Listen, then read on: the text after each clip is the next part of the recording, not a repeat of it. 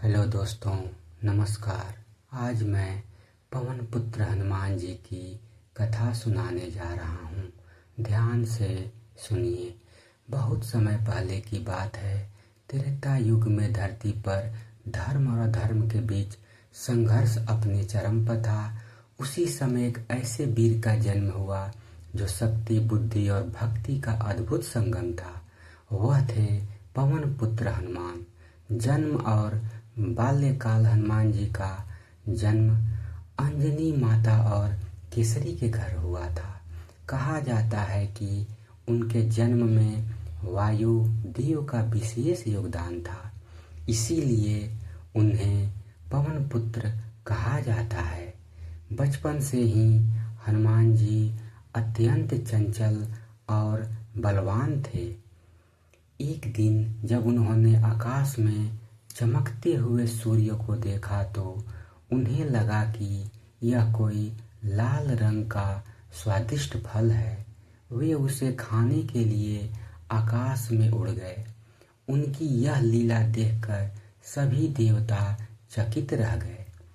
इंद्रदेव ने उन्हें रोकने के लिए वज्र का प्रहार किया, जिससे हनुमान जी गिर पड़े।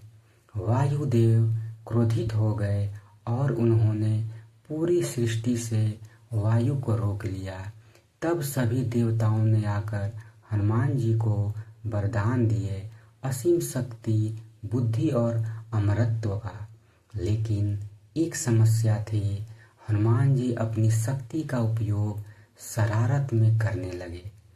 तब ऋषियों ने उन्हें श्राप दिया कि वे अपनी शक्ति को भूल जाएंगे जब तक कोई उन्हें याद न दिलाए। राम ने प्रथम भेंट समय बिता। एक दिन जब भगवान राम और लक्ष्मण सीता माता की खोज में वन वन भटक रहे थे, उनकी मुलाकात हनुमान जी से हुई। हनुमान जी ने ब्राह्मण का रूप धारण कर उनसे बातचीत की। उनकी वाणी, ज्ञान और विनम्रता से राम जी अत्यंत प्रभावित हुए। उसी क्षण से हनुमान जी ने राम जी को अपना प्रभु मान लिया। यह भेंट केवल दो व्यक्तियों की मुलाकात नहीं थी, बल्कि भक्ति और भगवान का मिलन था। सीता जी की खोज। जब सीता माता का हरण हो गया, तब हनुमान जी को उन्हें ढूंढने का कार्य सौंपा गया। समुद्र के किनारे खड़े होकर जब सोच रहे थे कि इतनी लंबी दूरी कैसे पार करें, तभी जामवंत जी ने हनुमान जी को उनकी शक्ति का स्मरण कराया। जैसे ही उन्हें अपनी शक्ति याद आई, वे विशाल रूप धारण कर आकाश में उड़ गए। उनकी छलांग इतनी विशाल थी कि पर्वत, समुद्र और बादल भी उनके आगे छोटे लगने लगे। लंका में प्रवेश। हनुमान जी लंका पर पहुंचे और छोटे रूप में नगर में प्रवेश किया। उन्होंने हर जगह सीता माता को खोजा और अंततः अशोक वाटिका में उन्हें पाया। सीता माता दुखी थीं, लेकिन हनुमान जी ने उन्हें राम का संदेश दिया और अंगूठी दिखाकर विश्वास दिलाया। उनका मनोबल बढ़ा और उन्हें आशा मिली कि राम अवश्य उन्हें बचाने आएंगे। लंका दहन। सीता माता से मिलने के बाद हनुमान जी ने सोचा कि रावण को अपनी शक्ति का एहसास कराना चाहिए। उन्हें अशोक वाटिका को नष्ट कर दिया। राक्षसों ने उन्हें पकड़ लिया और रावण के सामने ले गए। रावण ने क्रोधित होकर उनकी पूंछ में आग लगाने का आदेश दिया, लेकिन हनुमान जी ने इसे अवसर बना लिया। उन्होंने अपनी जलती पूंछ से पूरी लंका में आग लगा दी। हर तरफ हाहाकार मच गया। फिर वे समुद्र में कूदकर आग बुझाते हुए वापस राम जी के पास लौट आए। राम रावण युद्ध, आइए जानते हैं। राम जी ने वानर सेना के साथ लंका पर चढ़ाई की। युद्ध भयंकर था। रावण की सेना अत्यंत शक्तिशाली थी। एक समय लक्ष्मण जी गंभीर रूप से घायल हो गए।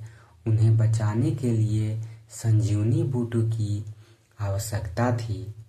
हनुमान जी तुरंत हिमालय की ओर उड़ गए, लेकिन सही बूटी पहचान नहीं पाए। तब उन्होंने पूरा पर्वत ही उठा लिया और वापस ले आए। लक्ष्मण जी स्वस्थ हो गए और युद्ध जारी रहा। भक्ति की पराकाष्ठा, आइए जानते हैं। युद्ध के बाद जब राम जी अयोध्या लौटे और उनका राज्याभिषेक हुआ, तब हनुमान जी ने उनसे कुछ नहीं मांगा। राम जी ने कहा, हनुमान तुम जो चाहो मांग सकते हो। हनुमान जी ने विनम्रता से कहा, प्रभु मुझे बस आपके चरणों में स्थान चाहिए। आपकी सेवा ही मेरा जीवन है। उनकी भक्ति इतनी गहरी थी कि वे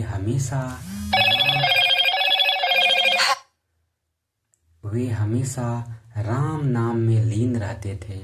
सीता का उपहार और हनुमान जी की सच्चाई, आइए जानते हैं। एक दिन सीता माता ने हनुमान जी को एक मोती की माला दी। हनुमान जी ने उसे तोड़कर देखना शुरू कर दिया। लोगों ने पूछा, आप ऐसा क्यों कर रहे हैं? हनुमान जी ने कहा, मैं देख रहा हूँ कि इसमें राम है या नहीं। सब हंसने लगे।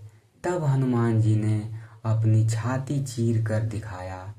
उनके हृदय में राम और सीता विराजमान थे।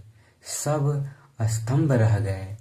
अमृता और आज भी मौजूदगी, कहा जाता है कि हनुमान जी आज भी जीवित हैं और जहाँ जहाँ राम कथा होती है वहाँ वे अवश्य उपस्थित रहते हैं।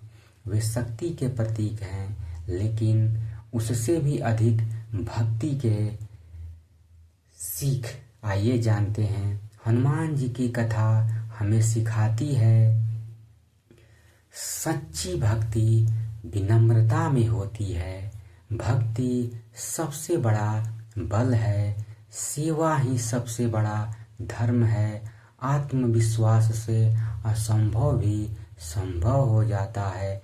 धन्यवाद दोस्तों। अगर यह कहानी अच्छी लगी हो तो चैनल को लाइक करें, सब्सक्राइब करें और वीडियो को शेयर करें।